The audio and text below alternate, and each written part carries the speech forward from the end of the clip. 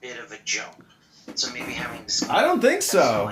I think it's the bedrock of all of our problems. The fact that we don't have sound moral currency, that we're 40 trillion in debt, collecting 5 trillion and spending 7 trillion a year. That's the basis of what I would consider one of the primary reasons why our society is not exchanging knowledge, why our society is not trading. Give me the slow down about 3 steps so I can see if I can follow you. How does being in debt connect to not exchanging genuine information?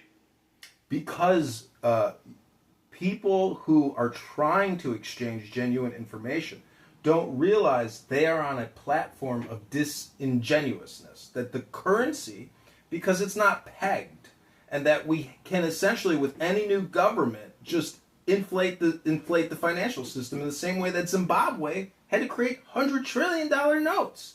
We're doing the same thing that Zimbabwe did, but we're much bigger than Zimbabwe. Gotta go back up.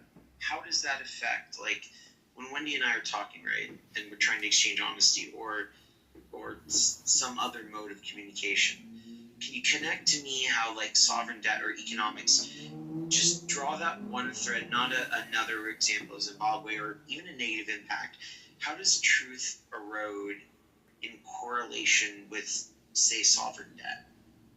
Because it is a unified system, especially through property taxes. So if you don't support the education that the teachers union is putting out, you're forced into compliance. Otherwise, your county sells the house out from under you in a tax deed sale. So that in alone shows that there is no real representation or equality. It is a system, and it's based on law and precedents, etc. So I'm just trying to give you an example. If I try and do the best interpretation of what I'm hearing and connect it in, what I'm hearing from you is that you feel these economic systems are unjust and unfair and yield poor results. And I suppose the implication is that in those poor situations, it's hard to access truth.